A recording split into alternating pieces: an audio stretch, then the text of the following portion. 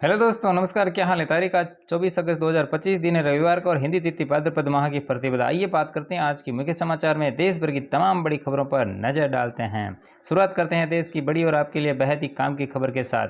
बड़ी खबर उत्तराखंड से। चमोली जिले के थराली में शुक्रवार देर रात बादल फट गया, जिससे आसपास के दो गांव सांगवाड़ा और चपेड़ों में काफी नुकसान हुआ है। 1 किलोमीटर के दायरे में कई जगहों पर तबाही मच गई, क्योंकि स्थानीय नदियों का जलस्तर तेजी से बढ़ गया था। चपोड़ी गांव में एक व्यक्ति लापता, जबकि सांगोड़ा में एक घर में मलबा गिरने से एक लड़की दब गई थी।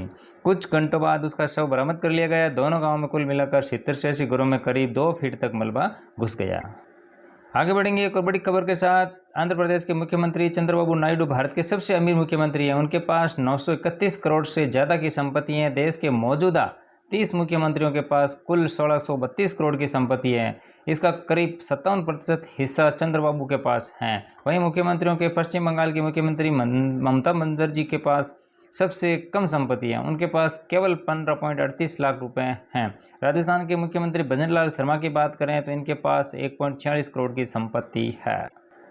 बहरहाल आगे बढ़ेंगे। राजस्थान से बहुत बड़ी खबर। दिल्ली में खाटू श्याम जी और सालासर बालाजी के लिए हेलीकॉप्टर सेवा शनिवार से शुरू हो गई है। हालांकि फिलहाल एक ही दिन में एक ही उड़ान होगी और हेलीकॉप्टर के आने वाले लोगों को मंदिरों में वीआईपी दर्शन करवाए जाएंगे। इसके अलावा होटल और खाने पीने की सुविधा भी मिलेगी। यह पूरा पैकेज प्रति व्यक्ति 95,000 का है। और पहले दिन शनिवार को कवि और लेखक डॉक्टर कुमार विश्वास अपने परिवार के साथ हेलीकॉप्टर में बाबा श्याम के दर्शन करने पहुंचे। उनका हेलीकॉप्टर खाटू श्याम जी के मंदिर से 9 किलोमीटर दूर जालौन हेलीपैड पर उतरा।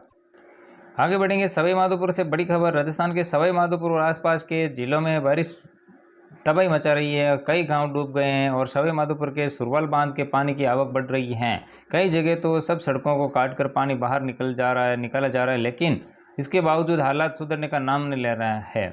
कल सवाई माधोपुर के विदई क्षेत्र में राज्य के कृषि मंत्री किरोड़ीलाल मीणा हेलीकॉप्टर से हवाई सर्वे किया। उन्होंने भरोसा दिलाया कि पीड़ितों की हर संभव मदद करेंगे। खैर, आगे बढ़ेंगे देश की एक और बड़ी खबर के साथ। मुख्यमंत्री भजनलाल शर्मा की अध्यक्षता में शनिवार को मुख्यमंत्री कार्यालय में कैबिनेट बैठक आयोजित की गई और इस बैठक में कई बड़े फैसले लिए गए।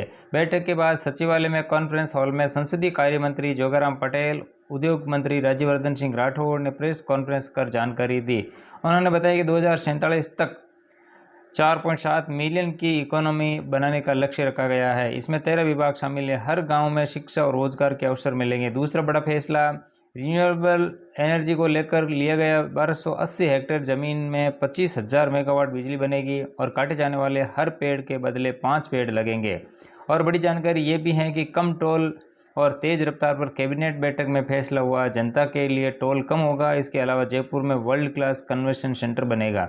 टोंक रोड पर 3500 करोड़ की लागत से मेगा प्रोजेक्ट को भी मंजूरी दी गई है। एक और बड़ी खबर। भजनलाल सरकार की कैबिनेट बैठक में आत्मनिर्भर युवा योजना के लिए विश्वकर्मा युवा प्रोत्साहन योजना शुरू की जाएगी। इस योजना में युवाओं को अपना व्यापार खड़ा करने के लिए लोन मिलेगा और पारंपरिक उद्योगों को भी बढ़ावा मिलेगा। साथ ही स्टार्टअप शुरू करने वालों को भी मदद मिलेगी, जिससे स्थानीय रोजगार पैदा होंगे। और इसके लिए 150 करोड़ का बजट रखा गया है। राजधानी जयपुर से बड़ी खबर। शनिवार को एक कार्यक्रम में मुख्यमंत्री भजनलाल शर्मा ने बालिकाओं को ई साइकिल वितरित की। इस अवसर पर उन्होंने बेटियों से आत्मीय संवाद किया और राज्य सरकार की महिला सशक्तिकरण योजना की जानकारी दी। आगे बढ़ेंगे। मुख्यमंत्री भजनलाल शर्मा आज यानी कि रविवार को जोधपुर आएंगे। मुख्यमंत्री दोपहर 12:15 पर जोधपुर एयरपोर्ट पहुंचेंगे। इसके बाद वे पचपदरा जिला बालोतरा के लिए रवाना होंगे और दोपहर करीब 1 बजे पचपदरा रिफाइनरी पहुंचकर 1 से 3 बजे तक निरीक्षण करेंगे। जैसलमेर से बड़ी खबर। जैसलमेर में पानी को लेकर प्रदर्शन करने पहुंचे लोगों ने कहा, थाली बजाकर हम अधिकारियों की नींद उड़ाने आए हैं, ताकि उन्हें ये पता चले कि हमारे इलाके में पानी नहीं आ रहा है। इस दौरान जब जैन पूनम परियार महिलाओं से बात करने आई तो महिलाओं ने उनको चूड़ियाँ पहना दी और उसके बाद जैसे ही लिपस्टिक लगाने लगी तो साथ आए लोगों ने रोक लिया। आरोप है कि 10 दिन से कॉलोनी में पानी नहीं आ रहा है। कोटा से बड़ी खबर। कोटा में चंबल पार्क में कल अजगर दिखाई देने से हड़कंप मच गया। नर्सरी में काम कर रही महिलाओं की अजगर पर नज़र पड़ी तो दहशत फैल गई। इसके बाद स्कैन कैचर और गोविंद शर्मा को सूचना दी गई। उन्होंने मौके पर जाकर 8 फीट लंबे अजगर को पकड़ा और सुरक्षित जंगल में छोड़ दिया।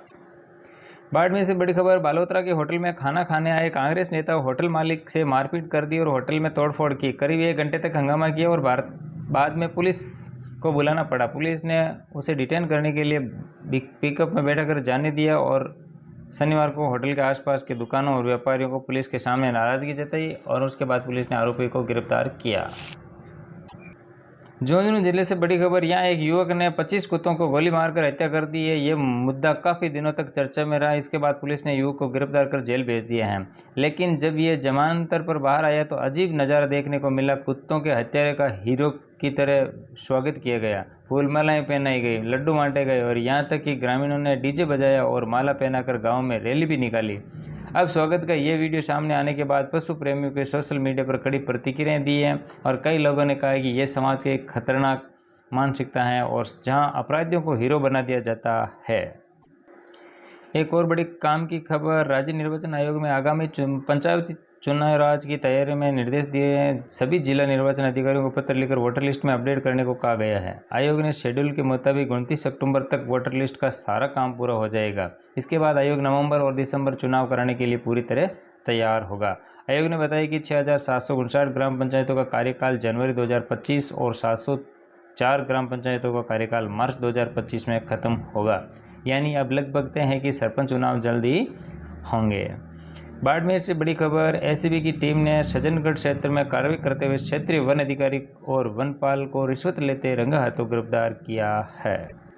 मौसम से बड़ी अपडेट, प्रदेश में 2 दिनों से लगातार हो रही भारी बारिश के बूंदी, बारां, टोंक, सवाईमाधोपुर और कोटा समेत कई जिलों में बाढ़ के हालात बन गए हैं। कोटा में सेना के जवानों ने मोर्चा संभाला है और उधर अलवर के रामगढ़ में शनिवार सुबह तेज बारिश के कारण मकान ढह गया। हादसे में परिवार के 7 लोग दब गए और एक बच्चे की हालत गंभीर है। दोसा के लालसोट स्थित चौहरी कतवारा में बने राजकीय संस्कृत स्कूल की छत की 2 पट्टियां गिर गई और जयपुर के चोमू में टोंक में नरसियादा थाने में पानी भर गया।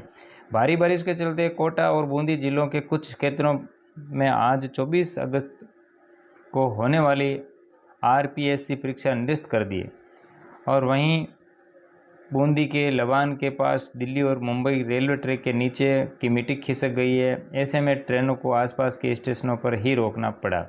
मौसम विभाग के अनुसार भारी बारिश का ये दौर 25 अगस्त तक रहने की आशंका है और आज रविवार और कोटा, बूंदी और बारिश का रेड अलर्ट जारी है। वहीं बारां, झालावाड़, टोंक, भीलवाड़ा, अजमेर, नागौर और पाली में ऑरेंज अलर्ट, लगभग सभी जिलों के लिए येलो अलर्ट जारी किया गया है।